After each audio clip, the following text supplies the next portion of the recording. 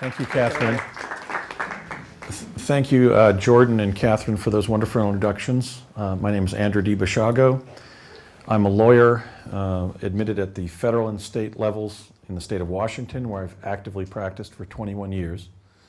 My presentation tonight is entitled Project Pegasus and the Advent of Time Travel. I'm going to be speaking from experience. I was one of 140. How did that happen? Another non-ordinary effect.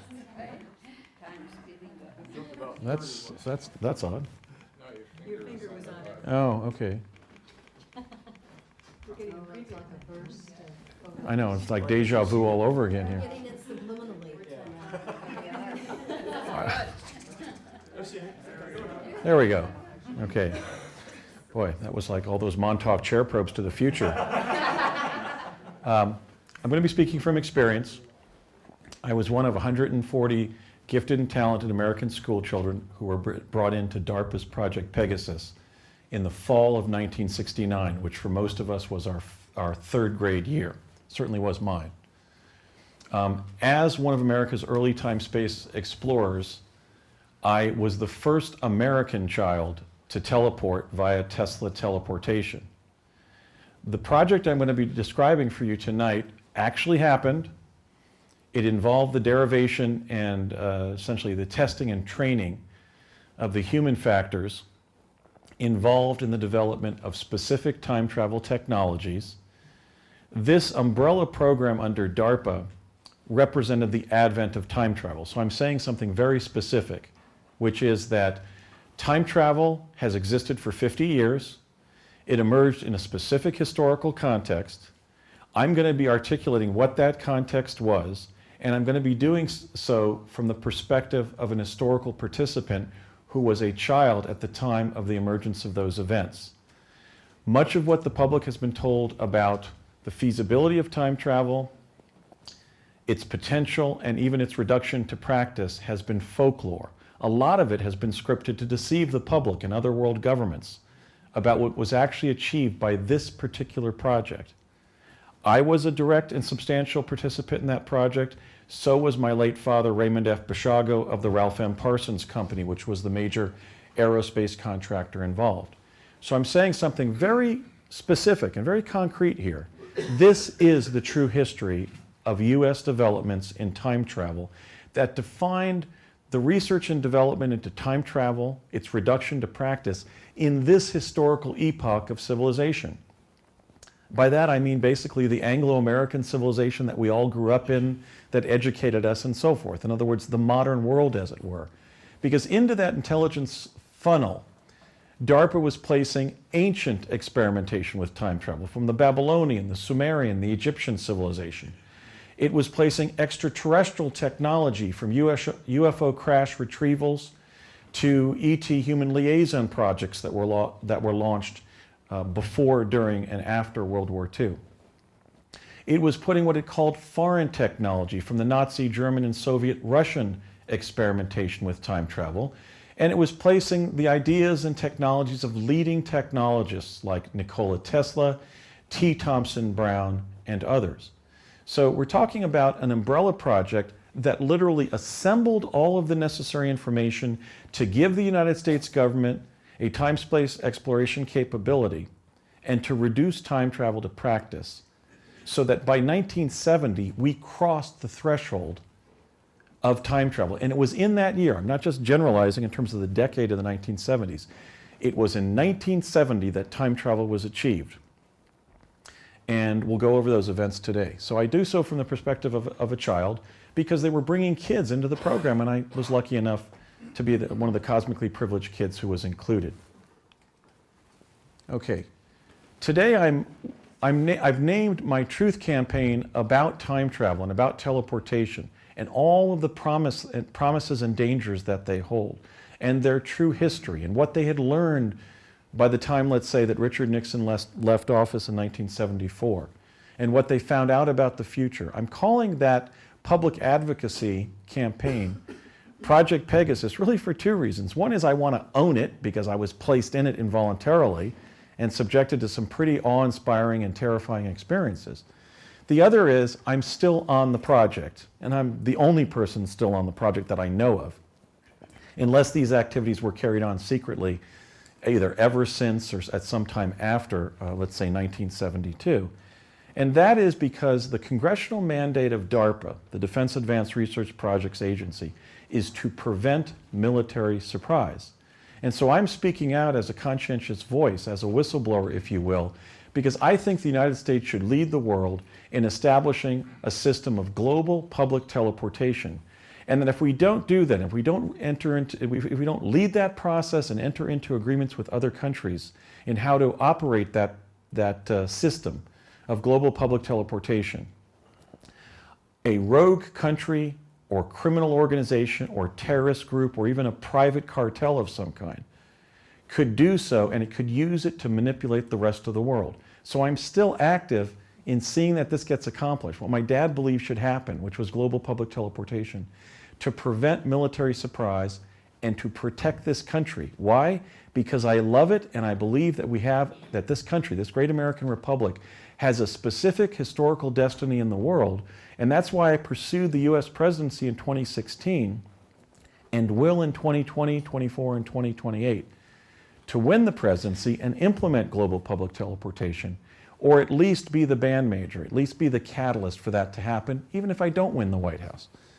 Okay, now, what are my major goals in committing my life to this purpose? The first is historical. The people of the world, those who lived during and after World War II and this dramatic 70-year period of technical development that began with the research efforts during the war that ended the war essentially with the production of and use of the atomic bomb, need to know, we have a right to know under the common heritage of humankind, that the very physicists and advanced electrical engineers who developed the atomic bomb under Project Manhattan during and after World War II achieved Tesla-based teleportation and time travel ultimately, certainly by 25 years after the end of the war, again, in 1970. So we're talking about correcting the historical record. I also believe, as an attorney who has sworn an oath of attorney in the state of Washington and lived under it for 21 years as a practicing trial lawyer, that the people of the United States have a right to know that the constitutional protocols for which they select their president and vice president and other major leaders have been undermined by an historical development that could not have been within the contemplation of the framers of our remarkable Constitution. And that is that the government itself would develop an ability to achieve quantum access, which is the ability to visit the past or future or acquire information about past, future events, conditions, and people remotely, that essentially allows the government to know things about the past and future in a non-linear way. In other words, things like who will become president, who will become vice president. And in that sense, the constitutional protocols for selecting our leaders has been undermined by time travel, by prior knowledge of their identity. I have specific eyewitness testimony to give you about that fact, acquired as a child and as a college student, when I was far beyond the misty dreams and delusions of infancy. This was when I was already in my 20s that I acquired additional knowledge about this information. And even in my late 20s, prior to my father's death, I learned more about the identities of a number of the future presidents, including the current one, and the last one, and the one before that, and the one before that, and the one before that. Okay, so we have to correct the historical record about the involvement of the Manhattan Project physicists, not just in the bomb project, but in the time travel project. We have to protect the Constitution from the undermining of the presidential elections by quantum access from time travel. And I also believe, as somebody who studied environmental law here quite seriously at Lewis and Clark Law School in the late 1980s and early 90s, and then went on to study environmental law and policy at the University of Cambridge, that we may need to implement Tesla teleportation to save the world from the kind of planetary catastrophe that I'm going to describe in this lecture.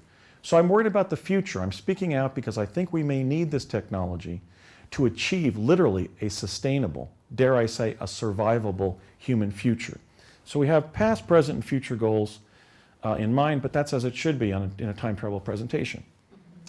Okay, so I'll move on there. Now in my first part, I look at, kind of as a prelude, I look at Tesla, the Philadelphia experiment, and Project Pegasus. They are related. There was something called the Philadelphia experiment during World War II.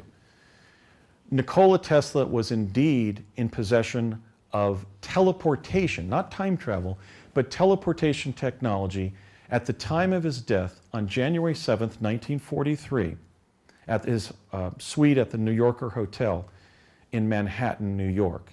He had a laboratory there with different devices, paperwork. He would take guests there. Mark Twain would come by every once in a while, Andrew Carnegie, and some of sort of the luminaries of Tesla's era. When Tesla was growing pigeons, he was raising pigeons for the last 15 years of his life.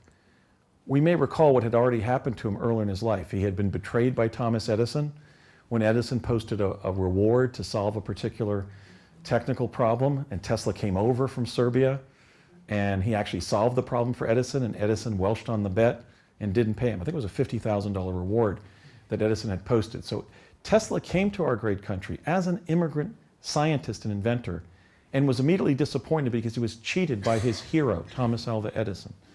He was then sequestered technically and creatively and commercially by individuals like J.P. Morgan and George Westinghouse. So by the time he was an elderly man who had already developed teleportation, he was hiding what he was doing by raising pigeons and acting kind of dissolute and as if his creative career as an inventor was over. It wasn't. He spent the last 15 years of his life developing teleportation. When he died on January 7th of 43, there were two teams racing to his apartment suite there at the New Yorker to seize his paperwork and effects. They both had congressional authority to do so because when a resident alien dies in the United States, Congress allowed their property, their papers and effects to be seized by the National Archives under the Alien Properties Act. So Tesla's paperwork weren't stolen. That's commonplace now on Facebook. Everybody's saying, well, Tesla got his stuff stolen by the government. No. Congress decided that that's what happens when you die without issue and without heirs in the United States, and you're not yet a citizen. And Tesla never naturalized into a U.S. citizen. He was a resident alien, and he was tolerated because he was of such great benefit to our commercial and military sectors of society.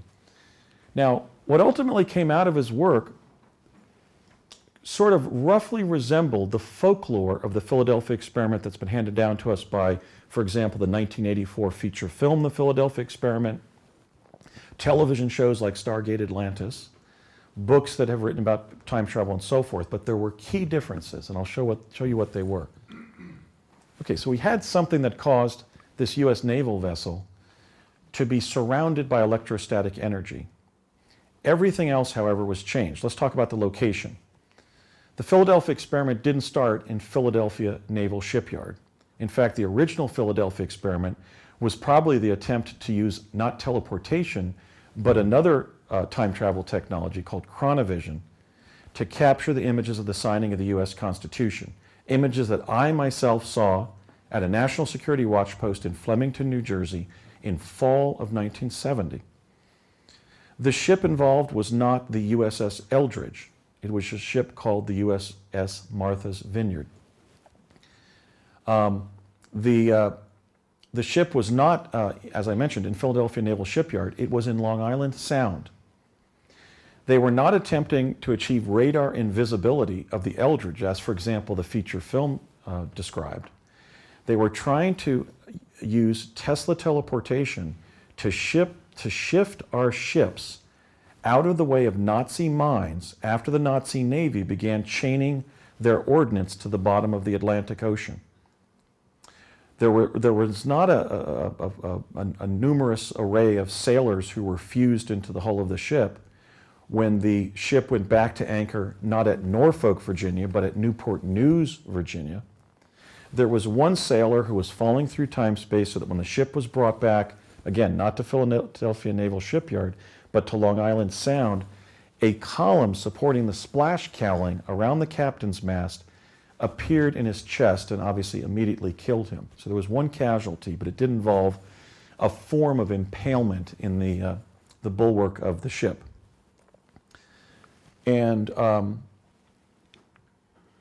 while Albert Einstein had been consulted by the Navy Board of Ordnance in 1943 after Tesla's death, he was not on the ship. Nor was the brilliant, equally brilliant Hungarian mathematician John von Neumann, who died in 1954. How could he be working on the Montauk project in the 80s, right? So it wasn't Einstein or von Neumann. They were consulted, but they weren't the principals involved. The principals who were involved in the so-called Philadelphia experiment were highly sensitive because of what they connected to, and this is it. They were J. Robert Oppenheimer and Edward Teller, two of the principal atomic physicists. Now, what was the sensitivity of that? It linked Nikola Tesla, the Los Alamos physics community that produced the atomic bomb, basically theoretically imagined it, tested nuclear fission at the squash courts at the University of Chicago, designed the bomb in Los Alamos, built the bomb in Los Alamos, tested it at Alamogordo at Trinity Site, and then flew the trigger to the island of Tinian from Los Alamos, and then installed the bomb aboard the Enola Gay and dropped it on Hiroshima, and then calibrated the blast. That community of physicists and electrical engineers that were central participants in the development of atomic weaponry were the same individuals who achieved the U.S. time travel capability, and my father and I knew some of them personally when they were doing so. Okay, so after the war, the Office of Naval Intelligence scripted the Philadelphia experiment that we were told, what I call the Philadelphia experiment cover story. This presentation tonight is my attempt to tell the real Philadelphia experiment, to correct the historical record. Okay, part two, the people. I mentioned DARPA. DARPA is the Defense Advanced Research Projects Agency. It's essentially the principal think tank of the U.S. military. It develops weapons, it develops surveillance technology, it develops communications technology, and so forth. It's basically the gadget laboratory for the military-industrial complex centered in Washington, D.C. And among the things that DARPA has done of a believable nature, of a publicly accepted nature, is develop Star Wars weaponry and also the internet. The internet. Sorry. I'm just pinching this because I'm holding the microphone. Sorry. I can time travel at 7, but can't use my clicker. Okay. So, bear with me. Wow, this is longer than I thought. Give me DARPA, come on. Show me DARPA. Okay, there we go. Okay. So DARPA, as I mentioned, was the umbrella agency into which we were putting all of this ancient, extraterrestrial, foreign, and contemporary time travel research and development, theory and practice. But at the same time, Project Pegasus was an intelligence project of the CIA, because why time travel somewhere if you're not going to gather intelligence, if you're not going to gather information? So as much as I was an acolyte, as much as I was a trainee, as sort of a time-space cadet or one of the early US chrononauts to be raised from early childhood as a time traveler, we were also getting what's called alpha intelligence training. We were shown how to properly observe things, remember them, report them back, surveil, protect ourselves, take a human life if we had to, get information to somebody in a creative way if we were captive, etc. We were psychic spies.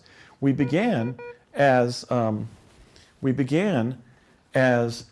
remote viewers for the Office of Naval Intelligence. I like to say that we were small mediums at large. So my joke survived the clicker.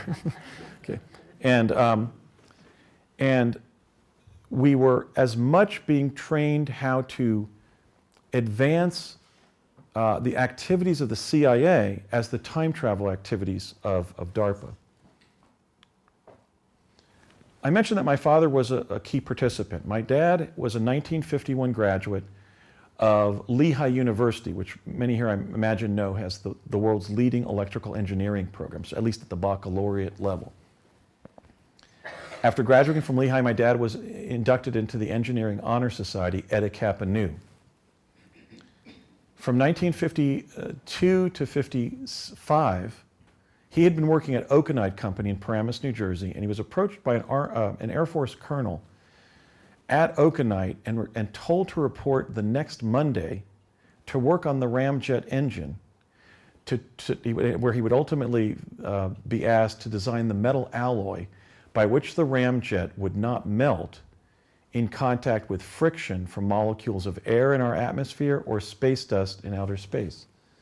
And then when he was working at the Thomas A. Edison Research Labs in West Orange, New Jersey, from 1956 to 64, he was asked by the US government to repeat Nikola Tesla's teleportation experiments. How far in time did they go? My dad learned that those experiments went back to Tesla's famous stay in Colorado Springs, Colorado in 1899.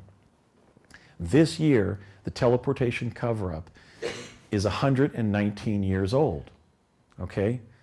I'm 56. I first teleported when I was 6.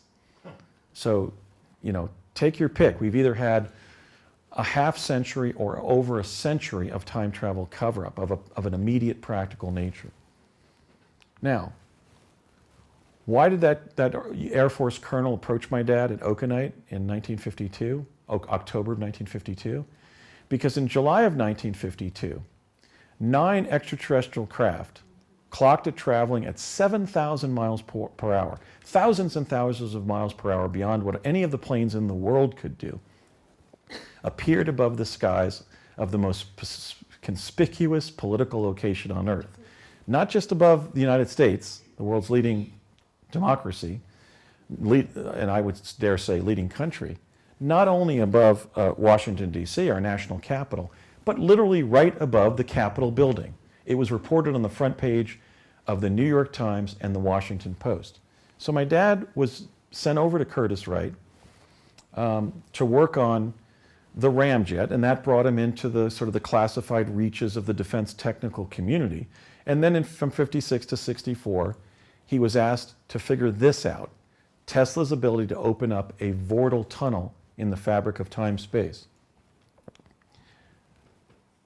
Another individual that was a key participant in Project Pegasus was Ralph M. Parsons, the founder and president of the Ralph M. Parsons Company, originally of New York City and then Los Angeles, and today it has a 6-acre campus out in Pasadena, California. If you doubt that Ralph M. Parsons would have been the go-to guy to help our government put together a coordinated program of time travel, consider what Parsons has done. Consider the fact that on that 6-acre campus out in Pasadena, there's 3 buildings, and the whole large building on the left of the 3 of them is entirely classified defense work for the government. Consider the fact that it was Parsons that designed and built the MX missile system, where they put missiles on tracks and to protect them from Soviet bombardment on railroad tracks. Consider the fact that Parsons was asked by the Saudi government to build the city of Yanbu on the Saudi coast, and they built and designed it down to the pencil sharpeners in the classroom. This is the world's leading process engineering company. Arguably, Bechtel is its leading competitor. In fact, Parsons and John McCone of the CIA worked for Bechtel during World War II. So there was an intelligence connection there in Parsons' career. I met Ralph M. Parsons in his office on Wall Street, and when his ship was christened at Long Beach Harbor 2 years before his death, that would have been in 1972 that his ship was christened. He had just purchased it from the Iranian billionaire Adnan Khashoggi. What did he call it? No, not the Farsi or Persian name that Adnan Khashoggi had called his vessel, which was then the world's leading private yacht. Parsons bought it from Khashoggi and named that ship Pegasus II. As revealed as recently as when I already began my research on the Ralph M. Parsons Company website on the internet.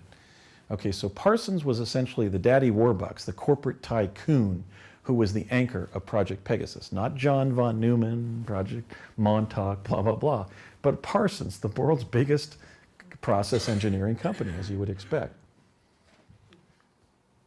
Now, how was I brought in initially? I was brought in initially by my father in the winter of 1968, which for me was the second semester of my first grade year. I was 6 years old, and we met this person, Dr. Harold M. Agnew. My dad took me up to the teleport at Curtiss Wright. There were two parenthesis-shaped booms on the shop floor in Building 68. My dad had the technician turn the device on. A field of radiant energy began to move back and forth between these two elliptical or parenthesis-shaped booms. And my dad explained that he was going to hold my hand, and at the count of 3, we were going to jump through this field of energy as quickly as possible and find ourselves in a tunnel of light for a short period of time, which would then close, and we would find ourselves elsewhere in the country. So we did a couple dry runs. This, you may remember, was then dramatized in Fringe. Remember when Walter Bishop, not Raymond Basiago, took his young son Peter, not Andrew. Andrew, of course, being Peter's brother in what? The Bible. Not very creative screenwriting there, folks, but and jumped through the teleporter, but they walked through. If they had done that, because they weren't moving a meter per second, they would have been cut in half. They would have been dismembered and killed. We had to jump a meter per second through the field of energy, and we did, and we found ourselves inside of a vortal tunnel in time-space, basically a big bluish-white holographic sort of tunnel, sort of undulating with roughly a triangular but almost circular periphery, but ultimately it was a huge oblate triangle. Remember Tesla's statement about what really mattered numerically in the universe was 3, 6, and 9? What do you know? The Tesla teleporter tunnel was really just a big, huge, fat triangle. And we arrived somewhere else in the country. In fact, it was the New Mexico State Capitol grounds. They were using the New Mexico State Capitol grounds as a collection area for the teleportation activities then going on. Because as my dad once explained, somebody at the labs, the Los Alamos National Laboratories, may see something. What do we know now? The labs was infiltrated by Soviet spies, including the Klaus Fuchs spy ring. Okay, so they were literally, LANL, the Los Alamos National Laboratory, the nation's biggest atomic laboratory, was developing teleportation and then teleportation-based time travel and concealing it from itself because LANL itself was infiltrated by KGB and by fellow travelers, so to speak, of either the Soviet Union or communism or what have you. So we were jumping into the Santa Fe State Capitol grounds to hide what we were doing from the very lab that my dad was reporting to. We got a state car from the New Mexico State governmental apparatus there, and we drove up from Santa Fe to Los Alamos, which is north of Santa Fe, northwest of Santa Fe. And we waited for about 15 minutes for this gentleman. Here's another person who was a key participant, Dr. Harold M. Agnew. I'll tell you in a second who he was, but this is the conversation that ensued. I'm having some vision problems, so I'll do my best at what's written here. But basically, Harold said something to the effect, "How did your trip go?" And we're sitting, you know that era, you're sitting in those wooden school chairs, even in a top official's office where we had all with the green upholstery, right? The Kelly green upholstery on those old wooden chairs in every office in Washington, D.C. and Santa Fe and so forth, and in Los Alamos. And he said, "How'd your trip go?" to my dad. And my dad said, my dad was from rural Pennsylvania, but he's really a clever guy. I mean, he was born on the kitchen table in Summit Hill in 1923. He was eating toast and apple butter jelly 2 meals a day as a 10-year-old during the Depression, at least starting when the banks closed in 33, 34. But he was really clever. I mean, he's somebody who went from rural poverty and as the son of a Polish immigrant coal mining family in Pennsylvania to developing time travel for the U.S. Defense Department. I think that's a measure of what a great country we are. And so my dad said, in answer to Harold's question, "Fine and fast." And Harold looked up sheepishly from the paperwork my dad had presented to him, which was a prospectus to involve adult and children civilians in the testing and training into teleportation that was then fomenting in the atomic research community under Dr. Agnew. And Harold looked up sheepishly, with that kind of wry smile of the physicists, right? The bomb makers, right? "Oh, did you try it? Did you try the teleporter?" And my dad said, "Yep." And he looked over at me and said, So did my number 3 son, Andrew. And then Harold looked up at me, and with all that, class of that generation, what Tom Brokaw called the greatest generation, he smiled warmly at me and said, "How old?" And we both said, my dad and I said, 6. Okay, so that's an important conversation, I think, because it shows that this happened between my 6th and 7th birthday, namely between September 18th of 1967 and 68. And my dad then let out a little bit of line for Harold to continue to read the prospectus and then said, "Have you tried it, Harold?" And he looked up again and smiled again like a Caltecher, right, that kind of scientific smile, and said, "No, but I want to." Now, if this individual was administering a teleportation project but had not yet tried it himself, it must have been a pretty recent accomplishment inside the defense technical community. That's an extrapolation from the facts, but I think it's a valid one. So I'm dating the advent of operational Tesla teleportation as probably a year or so before 1968, maybe a couple years, but no more. Certainly we can say that Tesla teleportation was reduced to practice by winter of 1968. Now, who was Agnew? Well, let's go back to his training. He was the prize physics pupil of Dr. Enrico Fermi at the University of Chicago. He was one of the advanced graduate students that manipulated the graphite rods in CP1, the stack of uranium bricks that they used to test the capacity to achieve essentially nuclear fission, essentially criticality of the uranium pile that they had placed in the squash courts at Chicago, University of Chicago. He was present at Los Alamos when the atomic bomb was designed and manufactured. He was present at Alamogordo at Trinity Site and watched the first experiment of an atomic bomb. He was the American who was trusted by the US government to take that nuclear trigger for the Hiroshima bomb from Los Alamos, New Mexico to the island of Tinian so it could be placed aboard the bomb as the bomb was being laid in the Enola Gay to be dropped on Hiroshima by Captain Paul Tibbets. And then when Captain Tibbets dropped the atomic bomb on Hiroshima, Harold was calibrating the blast of the bomb in a chase plane called the Great Artiste. Now, I'm sorry, I'm an intelligent person. It's been said that I may have an IQ of 168. I think it's probably closer to about 140. But I'm not smart enough to figure out that this is the guy that you would use to head your time travel program, right?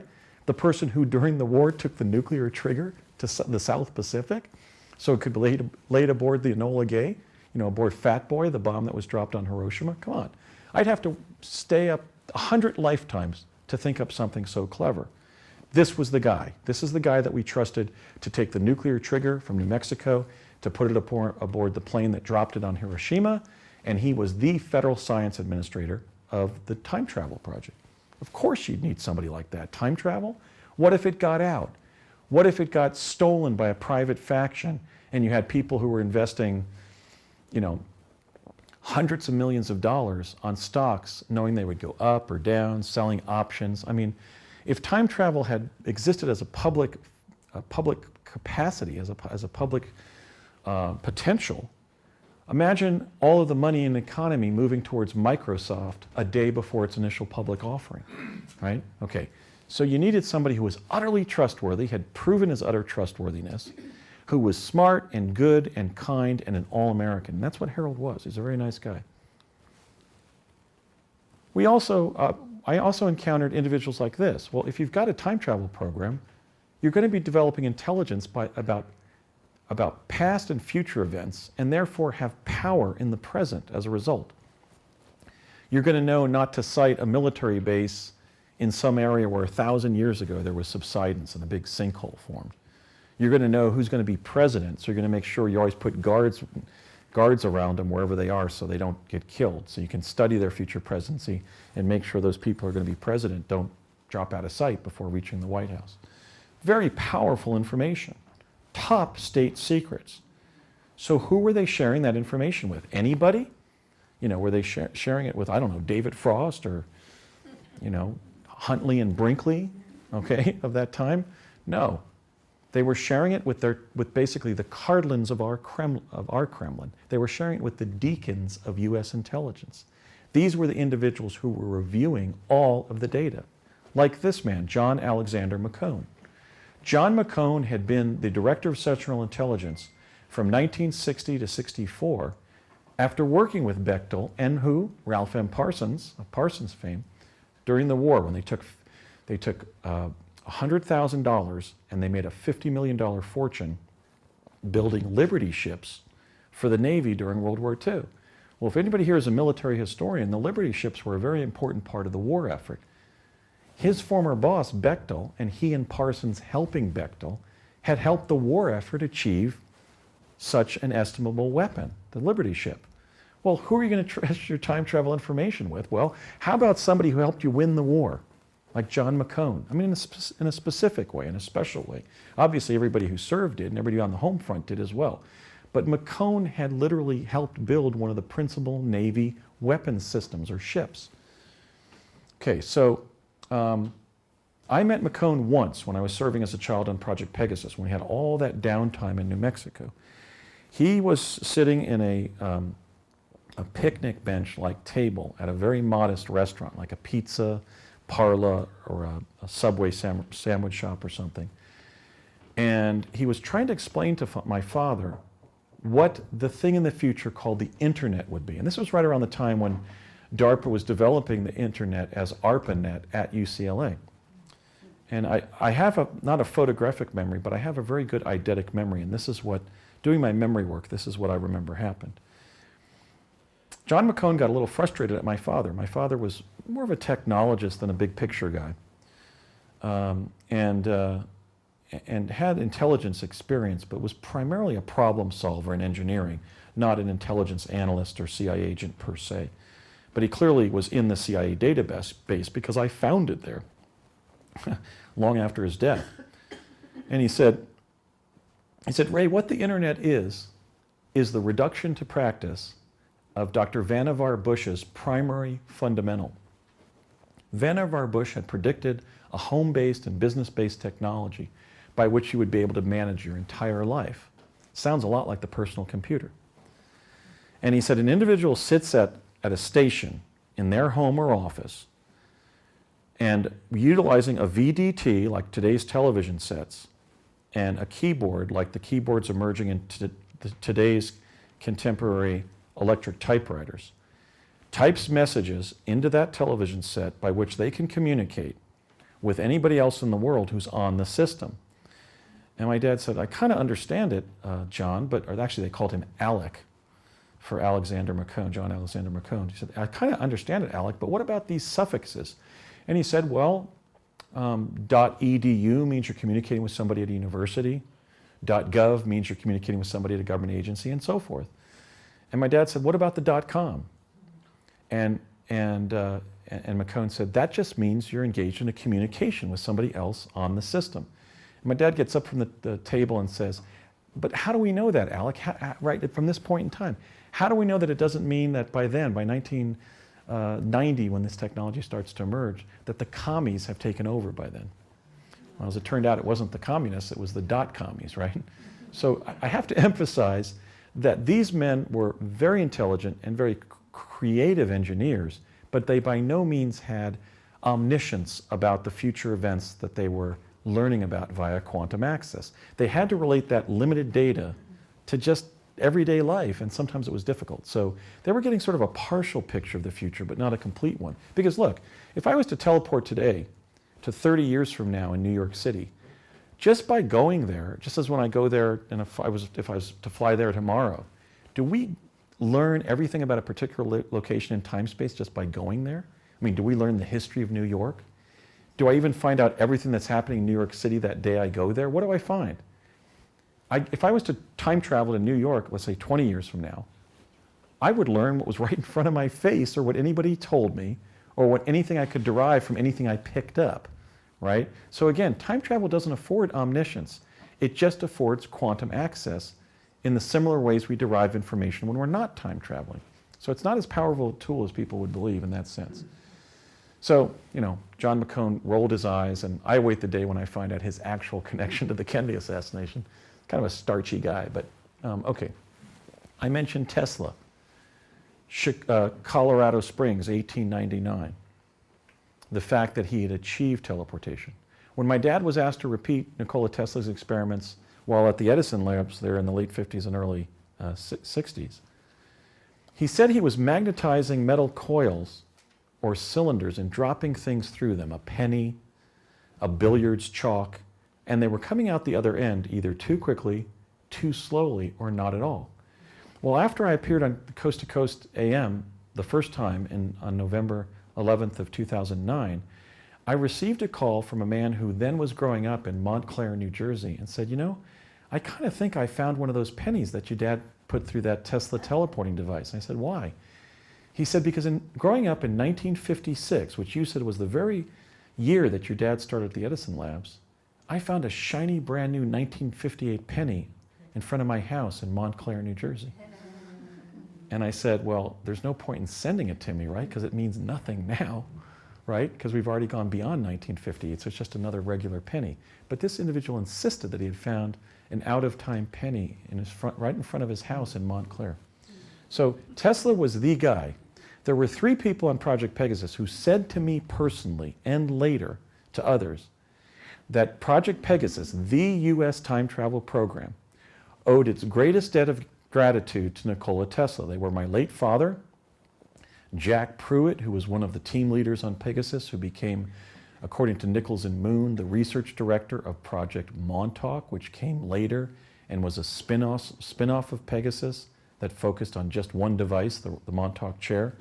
And also Dr. Robert Beckwith, who when I was a child on the project, and then before his death in the 20s, gave 4 interviews, 2 to myself, 1 to the writer Alexandra Bruce, and 1 to Ken Thomas, the editor of Steam Shovel Press, insisting that Tesla had achieved teleportation. It was developed by a later DARPA project, but that project owed its greatest debt of gratitude to Tesla. In fact, Dr. Beckwith used to go into these little soliloquies at lunch in Albuquerque, and my dad would shush him. Come on, Bob, we're not supposed to be talking about the project at lunch, you know? But the Tesla connection was clear. It was patent. Nikola Tesla was the ultimate force behind the ultimate emergence of time travel. But he didn't achieve it. He only achieved teleportation in real time. Another important technologist was this man, Catholic priest and university researcher Pellegrino Ernetti. He was a member of the Order of St. Benedict, the Black Friars, the Benedictines. Ernetti was doing research at the Catholic University of Milan in the 1940s, and he was experimenting with a microphone that was splitting the signals of Gregorian chants, because he and his co-researcher, another Benedictine priest named Agostino Gemelli, wanted to find out why Gregorian chants have specialized properties, like why do they soothe the soul, and why can they cure illness, and so forth. And while manipulating this microphone, something that Gemelli's father said to him in childhood came through the microphone. They were astonished. We found an out-of-time microphone, a time travel device, if you will, what we would later call a form of quantum access. We're getting this non-local signal of this sound effect of, you know, Father Gemelli's dad saying something to him. They then claimed that they got with Enrico Fermi, again there's the Fermi connection to time travel, and by 1952 had a flat screen chronovisor image, a looking glass image of the crucifixion of Jesus of Nazareth. I saw similar footage in 1972 at Sandia, and I believe it was the actual historical Jesus. Ernetti and Gemelli were respected Catholic prelates. Ernetti never corrected himself, never admitted that he'd been lying or exaggerating. He kept by his story until his death in 1994. He was a contemporary of my dad, being born in 1923, just like Bill Tompkins, another member of that generation, just passed. I salute him and dedicate this lecture to Bill Tompkins, William Tompkins, who was part of this culture, by the way. But in any case, Ernetti and Gemelli essentially pioneered the chronovision field based on an accidental discovery. When I was brought into Project Pegasus, at least its activities in chronovision in the fall of 1970, they had already taken that technology and they were able to propagate a cubical hologram showing within it a past or future event, so that if you stood in that hologram, you subjectively experienced going to that non-local event. But initially it was just a technical remote viewing device that saw into the past, that was a looking glass into a past event developed by these two Catholic priests after this accidental discovery. But that was a major component of Pegasus, teleportation and chronovision. I mentioned Enrico Fermi, the mentor of Harold Agnew, the federal science administrator of Pegasus at Chicago, deeply involved in the Manhattan Project, just as Agnew and Teller and Oppenheimer were, who were also participants in Pegasus, and also this secondarily important connection to Ernetti and Gemelli on chronovision. This shows you how deep the cover-up has gone, and again, this is another reason I'm speaking out. Enrico Fermi was arguably the leading theoretical physicist of the 20th century, and yet he maintained the falsehood that there is no time-space continuum. That, for example, let's say we choose as our event the firing of a pistol, like a starter pistol for a foot race. According to the conception that was shared publicly, that was propagated by Enrico Fermi, the runners get ready to race, they get on their mark, the starter takes his pistol and fires, and the pistol fires, and that event never exists again. The runners have raced, right after hearing the pistol, the smoke goes up from the pistol, all of the gunpowder distributes into smaller and smaller Mandelbrot functions under fractals of the original substance, and is gone forever. But Enrico Fermi knew there was a time-space continuum. He knew you could travel in what's called the quantum plenum and go back 10 minutes before the race, or 10 minutes after the starter pistol was fired. Okay, now how can we maintain an advanced technical civilization like this one, where we all rely, for example, on not having our planes fall out of the sky while we're flying, and not have our leading theoretical physicists tell the truth, even to our advanced graduate students? He was lying. There is a time-space continuum. Everything that has, is, or will happen in the dimensions, the holographic dimensions of the multiverse, exists simultaneously. It's just altered based on the perspective of the viewer, but it's all going on simultaneously. How many dimensions are there in that multiverse? According to one estimate, let me see if I get this right. If you were to frame the number of dimensions in a numeral and set it at 12-point Times New Roman type, one of the prevailing type fonts, of course, of the digital age, that number would stretch for 130 million miles. And in each of those dimensions, you can move backward and forward indefinitely. I was sent to 100 million BC via chronovision. Why? Because they could recover me from 100 million BC. So I'm speaking out because you want to rest your refutation of me on a fatuous statement like Carl Sagan that extraordinary claims require extraordinary evidence? How about the fact that the Carl Sagans and the previous generation of leading scientists, leading public intellectual scientists like Fermi, have literally been lying even to their advanced graduate students if they don't have security clearances? Is that any way to maintain an advanced scientific and technical civilization? No. You tell your students the truth. They have a human right to learn the truth about the cosmos we inhabit and its laws and properties and characteristics. So I don't mean to beat up on Enrico Fermi because he was a great scientist, but he was lying. There is a time-space continuum. You can move backward and forward, just like if you were rowing a boat down a river and you thought, rather than trying to struggle upstream or row downstream, I'll go to the bank of the stream and take my canoe and walk. You can leave the stream. There's a quantum plenum that surrounds all events that you can travel in non-locally. And unlike Einstein said, you don't have to travel at the speed of light to do it. You just have to arrange the right magnetic effects. Okay, so Fermi, I didn't meet Fermi on the project. I met Agnew, Teller, and Segre among the Manhattan Project physicists. But he was a project insider because he was a major influence to Harold Agnew and to Ernetti and Gemelli in separate projects. This man was a key participant in the project as well, that my father and I had extensive contact. At the time, Donald Henry Rumsfeld, who would go on to be the longest serving U.S. Defense Secretary after the Department of Defense was reorganized from the Department of War after World War II under Forrestal. Rummy, as the program participants called him, but he discouraged me from calling him Rummy. He just wanted me to call him Don. He said, Andy, I don't want the kids in the project calling me Rummy. Call me Don. He was then drinking martinis and would become a teetotaler. But Rumsfeld was the defense attaché to Project Pegasus. He was basically the point man between project participants like my dad and the Department of Defense. He would become defense secretary. Rumsfeld said at one meeting in winter of 1971 in a compound in Cerrillos, New Mexico, he said, I remember I was there with about 15 other kids, he said the primary significance of teleportation is military. It'll allow us to put our troops precisely where they're needed on the battlefield.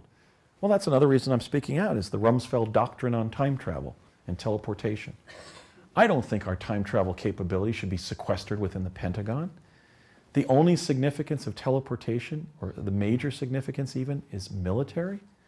It'll allow us to put our troops precisely where they're needed on the battlefield. I was just talking to Catherine Green about the mentality of these Cold Warriors was almost delusional. Nobody stood up in a meeting, and like my dad was saying to his colleagues at lunch at one of these top defense meetings and saying, no, it should be moving people from point A to point B all over this planet. My niece just flew from London to Sydney and she had a miscarriage. I mean, come on. Shouldn't technology be used for what Buckminster Fuller spoke of as livingry rather than killingry, rather than weaponry? Isn't that just common sense? That you're usually going to want to be at war. At peace, and you don't want to be at war. You usually want to use technology to help people. I mean, a pen can be used to stab somebody or to write a life-saving prescription. Let's use it as often as we possibly can to write prescriptions, not stab people. Isn't that common sense? And here the person who would become the longest-serving defense secretary in our nation's history was urging teleportation from the kids who were helping pioneer it on their part to be seen as a weapon of war rather than as the most advanced transportation technology available. So if any of you run into Vice President Al Gore, somebody I have a great deal of admiration and respect for, Al Gore is right. We're in a planetary crisis. It might not be exactly turn out the way he says it will. It might not exactly be for the same or similar causes. There might be other causes going on. But we really have to think about what we're doing to our atmosphere. It is a crisis. But tell him, Al, when you were at Harvard College under Roger Revelle, having your first concerns about what was then called the greenhouse effect inculcated in your young mind so that you would become the leading individual in the world blowing the whistle, the alarm about global warming, a technology was secretly emerging in the defense technical community that would obviate something like 50 to 60% of our contribution to global warming. Please tell Vice President Gore that. I haven't run into him yet, but I will. This is the same time. He was studying the greenhouse effect at Harvard, and yet Rumsfeld was the defense attaché to a project that had achieved a transportation technology that could eliminate the internal combustion engine, which Gore described in his book, The Earth and the Balance, was sort of the primary curse of civilization. Well, if we assume arguendo that Al Gore was right, let's start talking about how we can get rid of the internal combustion engine. Well, what do you know? When he was studying under Roger Revelle in 1970, we were reducing Tesla teleportation to practice. But not if the cardinals of our Kremlin, not if the deacons of defense, like Rumsfeld, have their way and use agent provocateurs to criticize me, used advanced weaponry to harm my vision, and other things that have happened. I'm serving my country, and I'm not going to be denigrated in the process of doing so. Rumsfeld's wrong, and I'm right. Our great country should lead a design science revolution to declassify this teleportation technology and harness it to human betterment, not human destruction. Okay, so that's another reason why I'm speaking out.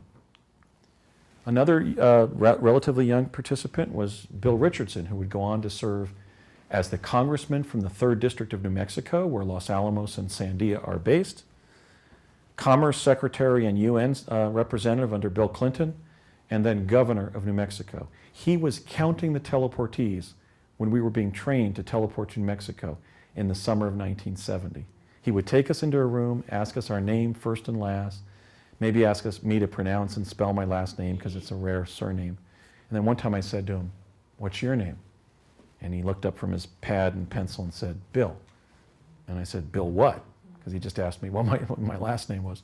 And he said, "Richardson." I said, "Hi, Bill Richardson. I think I'm going to remember that for quite a while." Okay, so Bill Richardson was one of the young functionaries on the project. He was about 25 years old in 1970, kind of what we might call kind of a Dewey, kind of a problem solver, a staff assistant who was sort of channeling information to places, driving kids somewhere, and so forth.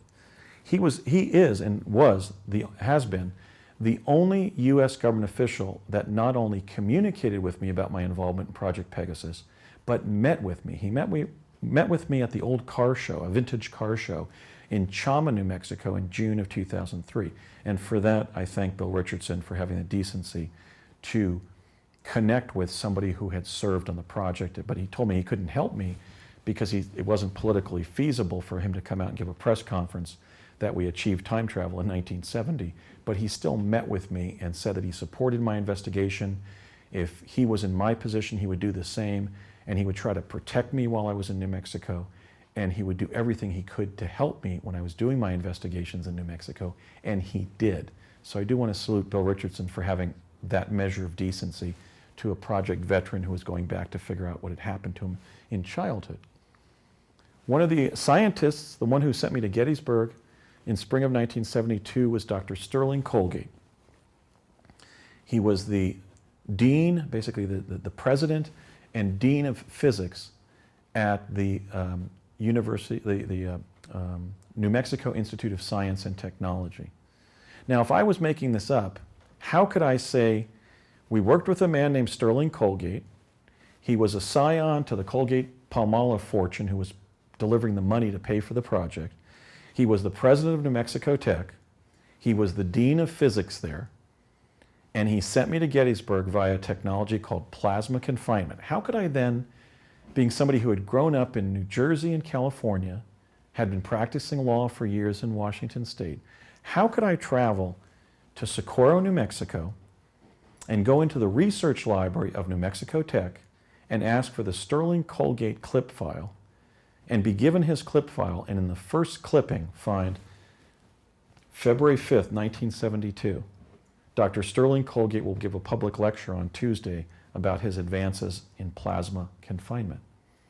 Those are among the findings that I've held back from my book, so that after I complete this sort of 10 years of public lectures, people will be able to go, "You can't make that up."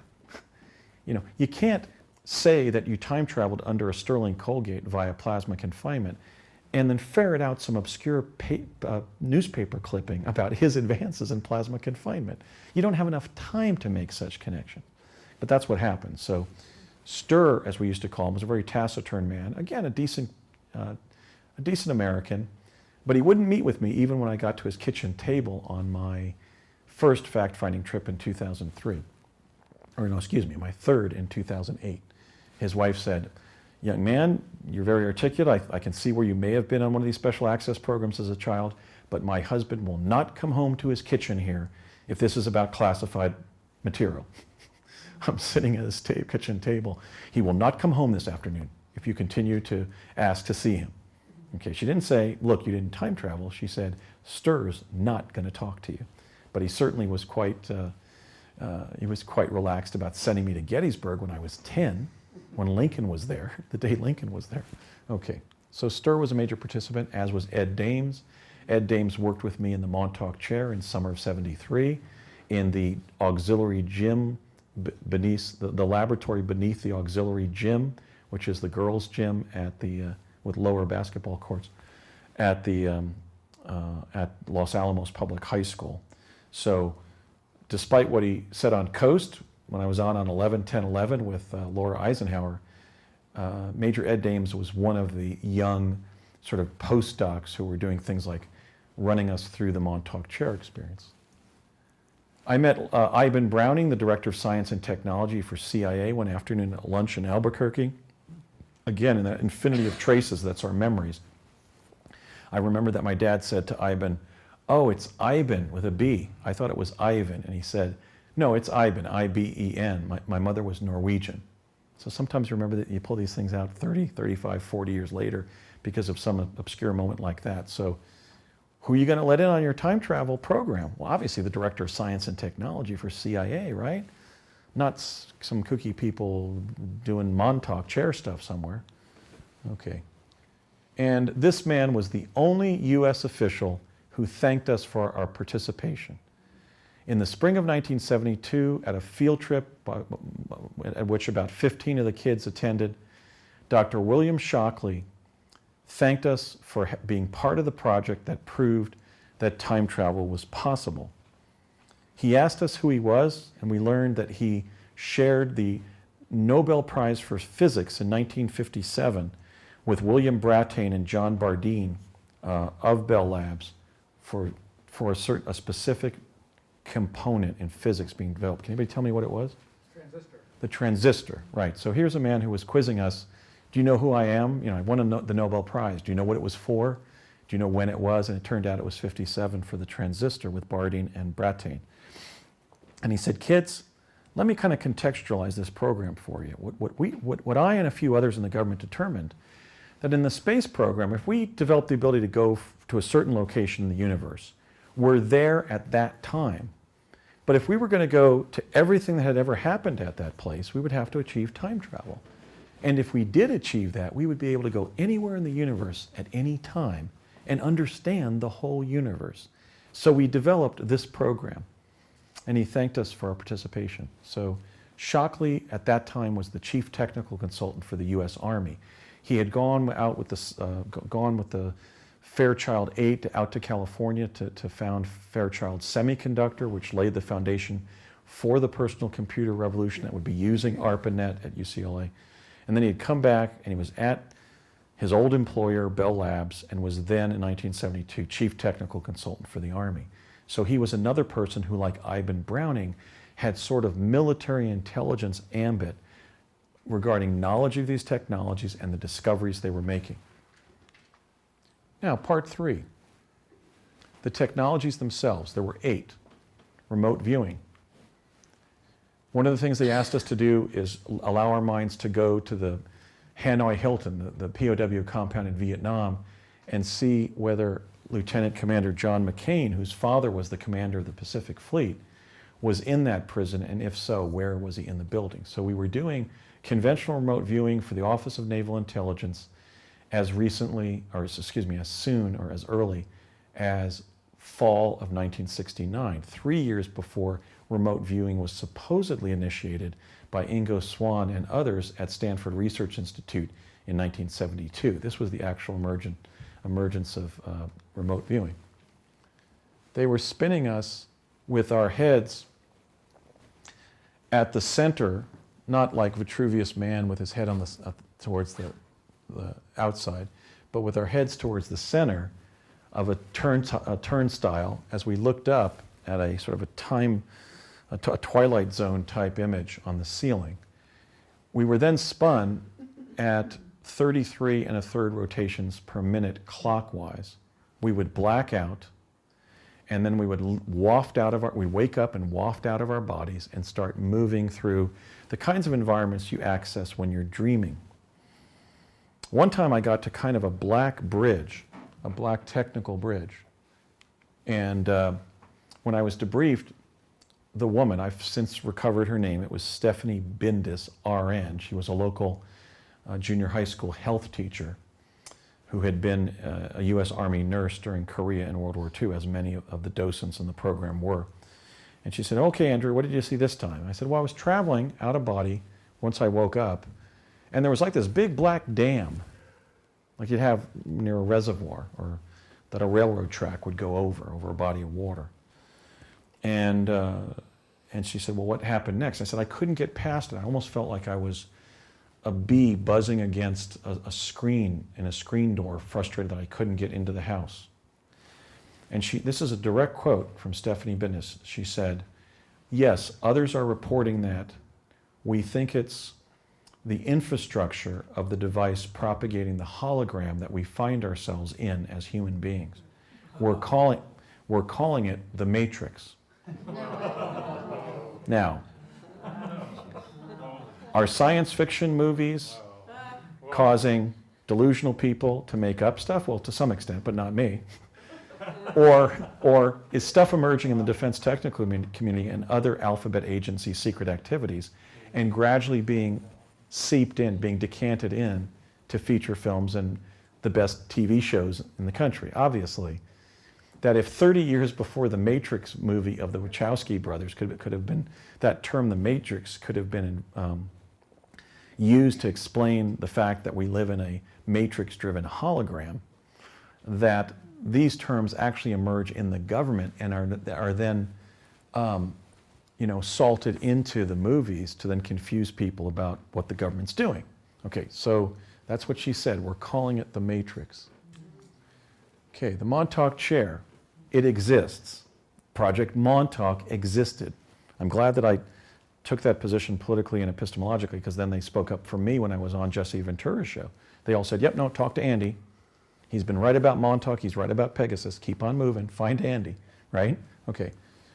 Because the chair existed and Jack Pruitt existed. So the device and the team leader, the director of the project, were things I knew. I was in the chair as early as spring of '70, and we knew Pruitt personally. In fact, I met Pruitt again in 2003. This is just a standard dental chair online. The difference about the Montauk chair is that above the head of the person sitting in the chair was like a photographer's umbrella. Behind their solar plexus, attached to the back of the chair, was something that looked like a Cadillac hood, not hood ornament, but tire cover that my father called a solenoid. That was the magnetic transducer that bumped your mind forward in time. The CPU that was controlling the device was under the seat, and then there was a rocker arm with a brown cathode ray tube on it pointed to the face of the person in the chair, which had colored diodes on the outside of a cotton mask and then audio phones in our ears. And when that device would make this strange beeping noise that sounded something like this, we would dissociate, hover out of body, and then start moving forward in time, and then collide with something on the horizon, and then get stuck in 15 to 20-minute episodes of our own subjective future. Now, at this time, I was living in Morris Plains, New Jersey. I had a huge family on my father's Polish-American side and an estimable family on my mother's side, my mother's Italian and German side. But I didn't have any relative west of Philadelphia except one of my father's uncles, and he was an engineer, not a lawyer. I can't find a single attorney in any of my lineage going back to antiquity. I believe I may have been the first lawyer on both sides of my family. And again, Uncle Ed was the only one west of Philadelphia. And we're coming back from the Montauk chair ride, and David Campanelli, who is now an MD, PhD at the University of Virginia, was one of my young participants in the program, fellow participants. And just like a little New Yorker cartoon, he said to me, "So who were you this time?" And I said, "I was a lawyer in Seattle." Okay, one of those William Hamilton, cartoons. So what are the chances I would have placed myself in Washington with no relatives there? I had never been there myself, and described myself as practicing law in Washington State 40 years in the future, when I had no relatives even who were, I didn't watch Perry Mason on TV. I had no male or female relatives who were attorneys. Certainly it was much more common for men to be attorneys during that sort of sexist era in the professions. Now I think the majority of American lawyers are women. So I didn't know any lawyers. I had never been in legal trouble. But I saw myself practicing law in Washington State, which would become my destiny. I think it's for this reason that Project Montauk was spun off. The Montauk chair was incredibly accurate. It also had the advantage of leaving the time traveler physically in the chair. So they were physically protected from whatever the vision of the future they went to psychically. But Janet Merglia Swerdlow, the wife of Stuart Swerdlow, who alleges participation in Project Montauk, I don't doubt it, I know the program existed, reminded me, Andy, when you were going there in the Montauk chair, you were really there. You had feet. You were in your shoes, so to speak. So that's what the Montauk chair did. It basically bumped you forward in time as the reverse engineered pilot seat of an ET craft that the pilot would use to pilot their ship psychically so they wouldn't strike anything in interstellar space when they were coming here from millions of miles away. And we used it as a kind of a remote viewing device. So the Montauk chair exists. I was placed in it about 50 times in those 3 years of grammar school. And I do believe that the ultimate subculture that's grown around Project Montauk and this device is true, not made up, but it's been kind of exaggerated a little bit. Okay, I mentioned the teleporter. We were surviving by bringing several gulps of air with our body into that tunnel, and we were able to breathe again a couple seconds later, so we were not asphyxiating. My father explained how the first 3 people to go through the chair intentionally, through the teleporter rather intentionally, did asphyxiate because the tunnel was too long. So by the time I was in it, we were able to sort of go and breathe in air and be able to even take a second sip of air like from our chest and have enough air to get through to the end of the tunnel. We would see a pinprick of light at the end of the tunnel, and when it hit our faces, we would then find footfall across the country, in New Mexico or coming back to New Jersey through this. Now, do I think people are going to be teleporting like this when we standardize this for public transport? No. You're going to be sitting in a Kevlar seat, like a bus seat or like 6 seats of commercial airplane that I have named a VORT, in which we teleport. That's an acronym for Vehicle of Recumbent Teleportation. Okay? You're going to be in this Kevlar guard, this kind of phony or kind of simulated airline or bus seat, so you won't feel strange. But outside, this is what you'll be going through. Not a street, not the sky, but a tubule in time-space. This has been reduced to practice. It's existed for 50 years. Now, the child teleportees developed a disease that mimics diabetes. I have it myself. It may be the cause of my vision problems. And the adult teleportees of that era developed heart valve defects, including my father. He survived the last 13 years of his life with a robotic mitral valve. So let's thank Danny Thomas and his donors, because it was at St. Jude's Children's Hospital in St. Louis where that device was developed. And it saved my dad's life. So again, the teleportation of that era was not without medical harm. Am I advocating the implementation of teleportation, even if it does those things to travelers? No. I'm only advocating the use of teleportation to ship goods, not people, if those biomedical consequences have not been solved. But if they have, how can we not move on to the next frontier of transport? We should.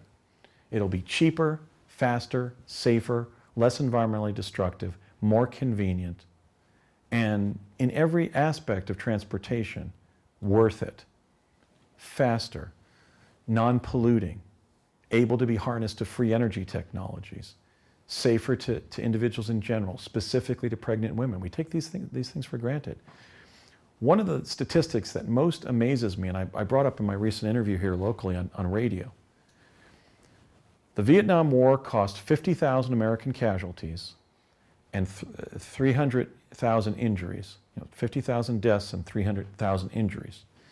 We have that level of injury and of death every year from automobiles.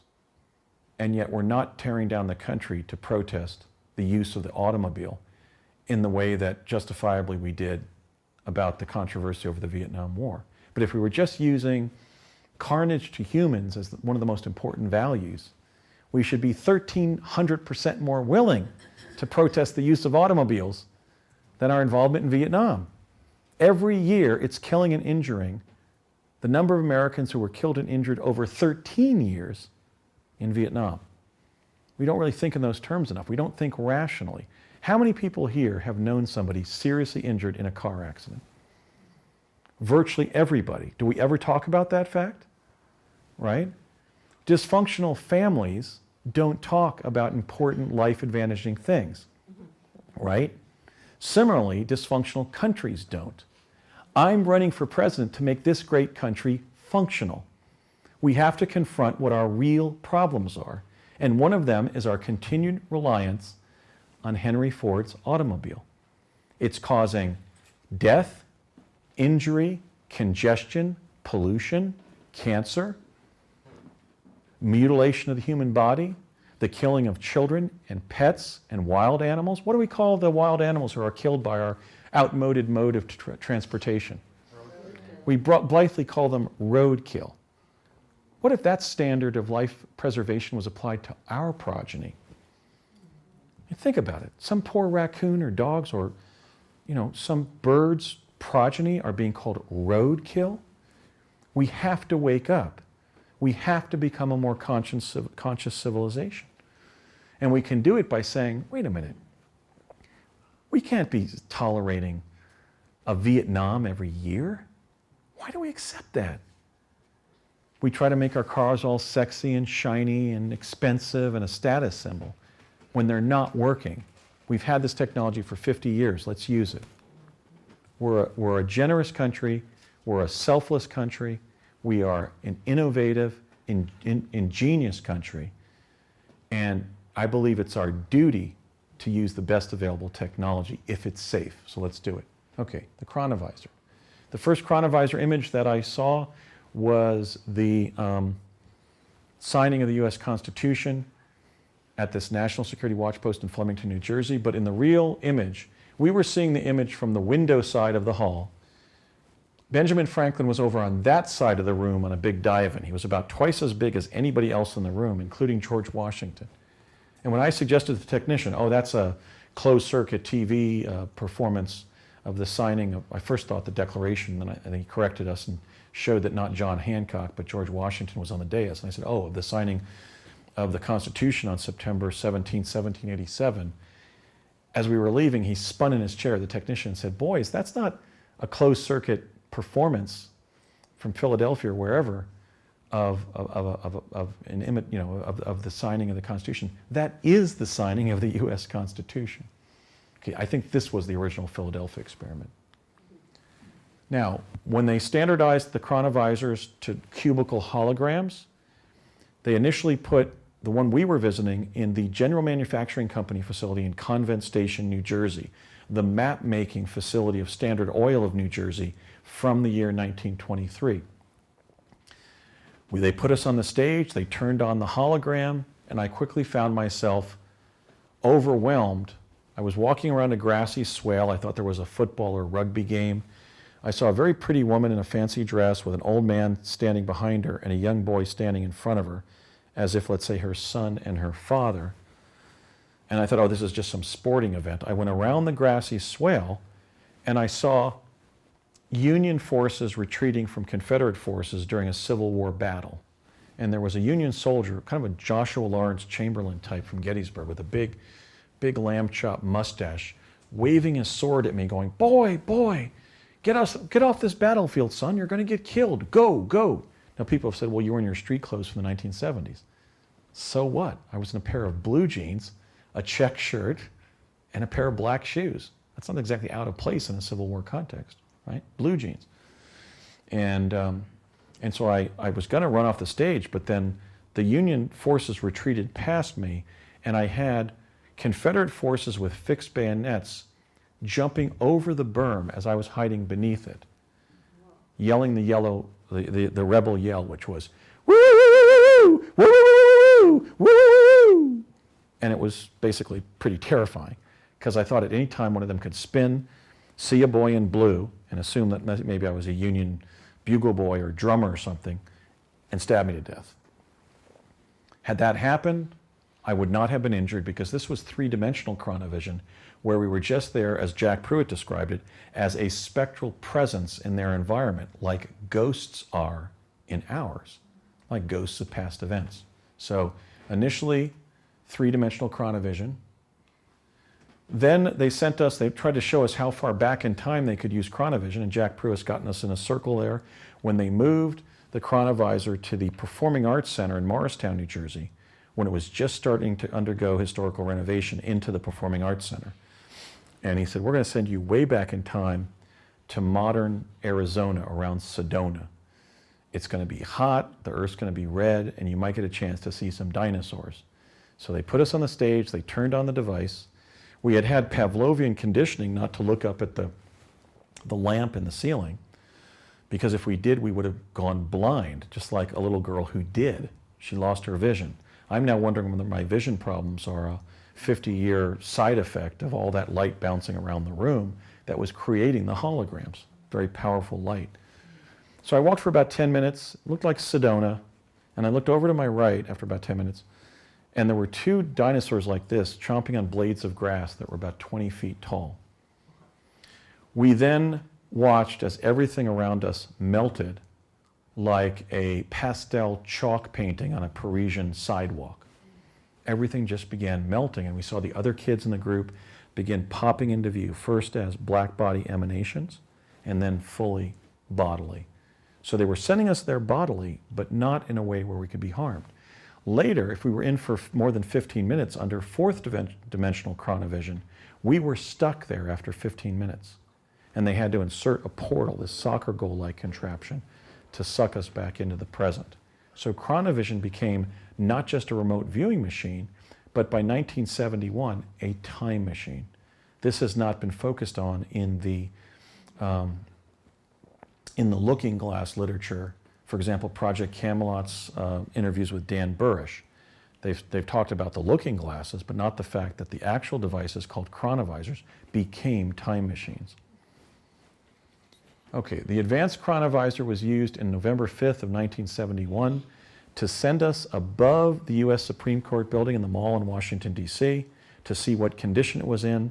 I then reported back to the Office of Naval Intelligence that it was under 100 feet of brackish water. So I'm very grateful that before that probe, believing it might be underwater, they dressed us in these time-space suits that were almost like deep diving outfits.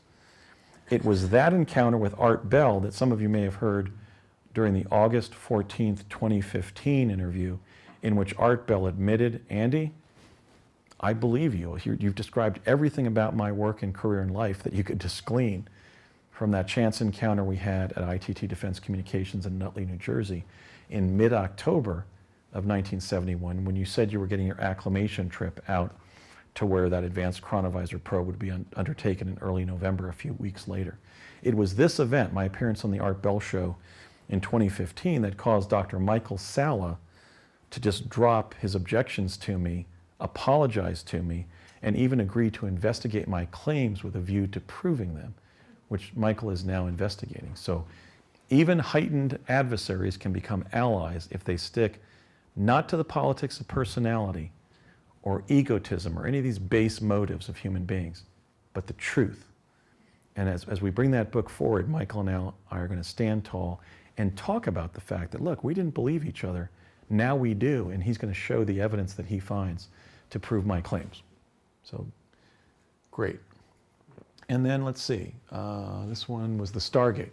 Stargate, like teleportation, like the Matrix, was a technical term used by Project Pegasus. The Stargate that I had access to was in this building, the gymnasium at the Cerritos Cultural Center, built by the WPA during the Depression. This is a huge facility, by the way. This picture doesn't really do it justice. It's got both an Olympic-sized basketball court, and then behind that, the symphony orchestra-sized stage upon which musical performances were intended. So we would jump up this ramp and through this blue-notched portal, and we'd be in the Vortal Tunnel for about 30 seconds. And then we would come out somewhere, either really close to this building or even within a mile of it, like a half mile, this huge R&D park that had these beautiful green glass and sort of polished steel walls. We would walk in, it was all engulfed with houseplants, as if some discovery is made that the oxygenation from houseplants is very beneficial for human health, or then became necessary to aerate an interior environment. The young people working there was sort of an avatar effect that had taken place. They were very tall and healthy looking. And some of the mid-career professionals there who weren't so tall and Laura Eisenhower-esque, as it were, or Avatar-esque, looked less healthy than the young people working there. That's always true. because age and poor health are positively correlated.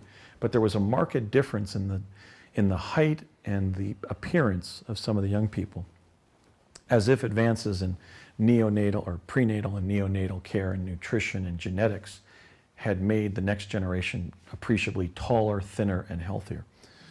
I was given these canisters that had digitized summaries of past events. I then went into a conference room, jumped through at the wall. I had to learn how to run at the wall and not fear that I would knock myself out, because the teleporter was recessed into the wall.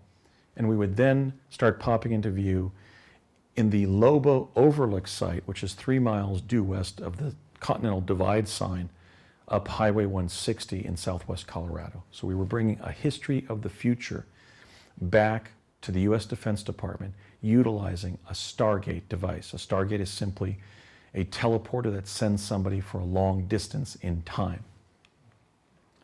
I mentioned the plasma confinement chamber of Dr. Sterling Colgate. We would walk into a door here. There was a line on the floor here. Plasma under confinement would be released here. It was sort of opalescent in color, and it would reproduce what is done spontaneously when seismic faults release plasma, and that we believe may be the cause of some of these classic time slip cases that have occurred, like the Montélimar, France case, where the 2 British couples were on holiday at Nice and they stopped in Montélimar, France, and there was no glass on the inn's windows. They were all wooden shutters. The barmaid didn't know the modern French word for motorway. They paid 4 pence for a breakfast for 4, and 2 gendarmes walked into the restaurant dressed in period clothing from the 1890s. Okay, you know you're in the past when that kind of stuff starts happening.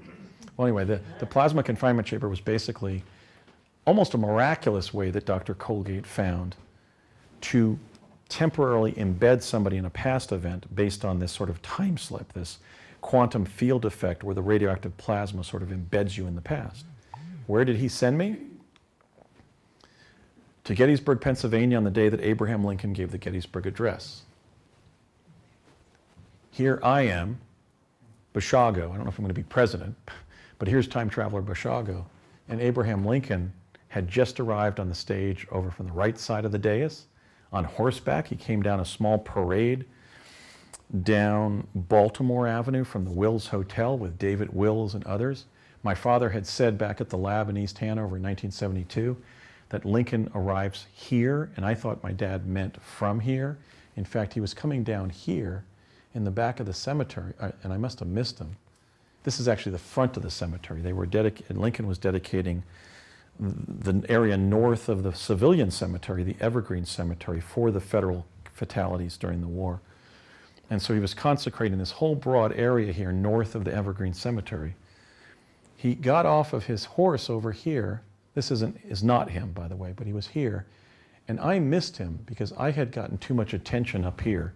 And I decided to walk 100 paces from the dais here and put my right foot like this and my left foot like this, because we were trained to be inconspicuous, and I didn't want to show the adults around me that I was wearing size 14 men's shoes, a Union winter parka, which is an adult issue, it's a smaller adult issue, and a cap and the shoes and jacket that had been given to me by a man named John Lawrence Burns at a millinery shop in town. When I was standing like this to avoid being noticed, I was just waiting for them to take me back in time, back to 1972. I saw the photographer setting up on a small stepladder right here. I turned my head and looked at him as he looked out from underneath his photographer's canopy. He went back under his canopy. I turned my head and I began tingling before I sensed he had taken the picture. Now, I described all this before this photograph was analyzed. Well, let me tell you what the analysts found. Unlike other Civil War anomalies, Civil War photographic anomalies, you can see my right eye socket and my left teeth in the photograph. You're not seeing me blur out of focus. You're seeing me being X-rayed. Well, why is this proof that this is a time traveler from the future? Because the Polish chemist Marie Curie and her French husband Pierre Curie would not discover radium, which is at the foundation of X-ray, for years. In fact, she wouldn't be born until 1867, Madame Curie. Okay, so I had done public lectures like this, saying, Lincoln had just arrived. The hair went up in the back of my neck when I heard this incredibly enthusiastic cheer for Lincoln. It was like women crying, men shouting, children laughing, people playing musical instruments. It was just this throng of about 1,000 people just going, hurrah, when they saw Lincoln come onto the stage. But he had just come onto the stage, so he must have tipped his hat and sat down. It was in that attitude that the picture was taken. But I was already tingling from disappearing from view when I know the photograph was taken. I must have described that in 20 or 30 lectures before we then analyzed the photograph and found that you can see the interior of my skull in the photograph. Now, I'm sorry.